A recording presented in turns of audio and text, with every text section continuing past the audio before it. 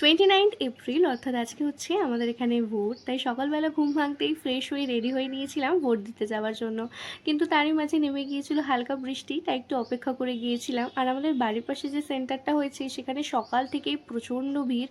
মানুষ ভোট শুরু হওয়ার আগে থেকেই এসে লাইনে দাঁড়িয়ে পড়েছে। যাই হোক, এখন আমি, মা, বাবা একটু বৃষ্টিটা থামতে বেরিয়ে পড়েছি ভোট দিতে যাওয়ার জন্য। আমাদের ভোট সেন্টারটাই আমাদের বাড়ি থেকে পায়ে হাঁটা 5 মিনিটের পথ। যাই হোক, ভোট দেওয়া হয়ে গিয়েছে। This is my second time vote, but প্রথমবারের মতো সেম ফিলিংসই হচ্ছিল।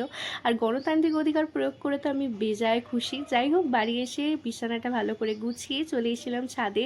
ওয়েদারটা তো আজকে সকাল থেকেই দারুণ হয়ে রয়েছে, এখনও টিপটিপ করে বৃষ্টি পড়ছে। আর আমাদের বাড়ির পাশে যে গাছটা হয়েছে না, কৃষ্ণচূড়া, সেটার মধ্যে প্রচুর প্রচুর ফুল হয়েছে। আর একদম কাছে চলে এসে হাত বাড়ালেই ফুল পাড়া যাচ্ছে। নিচে এসে করেছিলাম সকালের ব্রেকফাস্টটা, আর তারই মাঝে নেমেছিল প্রচণ্ড ঝোড়ো হাওয়া, ঝড় দিচ্ছিল। ওয়েদারটা একদম অন্ধকার হয়ে গেছিলো, দারুণ লাগছিল।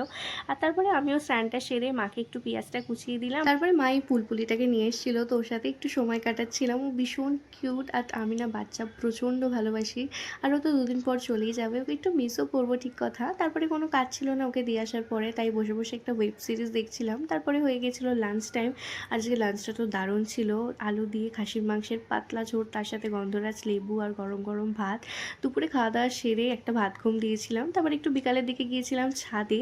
আর আজকে বাইরে পরিবেশটা তো একদম থমথমে। সন্ধ্যের পরে ওয়েদারটা আবারও সেই একই রকমের হয়ে গিয়েছিল, দারুণ ঝোড়ো একটা হাওয়া দিচ্ছিল। আমার পড়ানোও ছিল, তো পড়িয়ে ওঠার পরে একটু খিদে খিদে পাচ্ছিল, তাই সমস্ত ভেজিস দিয়ে একটা অমলেট করেছিলাম, যেটা হালকা পুড়ে গিয়েছিল এই ওয়েদার দেখার চক্করে। তারপরেই নেমেছিল মুষলধারে বৃষ্টি।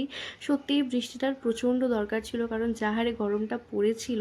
আর এই ওয়েদারে, এত সুন্দর একটা ওয়েদারে আমার সবথেকে ভালো লাগে ঘর অন্ধকার করে রবীন্দ্রসঙ্গীত শুনতে। তোমাদের কার কার এরকম মনে হয় আমাকে একটু কমেন্টে জানিও তো। যাই হোক, বেশ কিছুক্ষণ বৃষ্টি হওয়ার পরে আমাদের মাঠটা মাঠ নয় পুকুরে পরিণত হয়েছিল। আজ তবে আসি, তারা।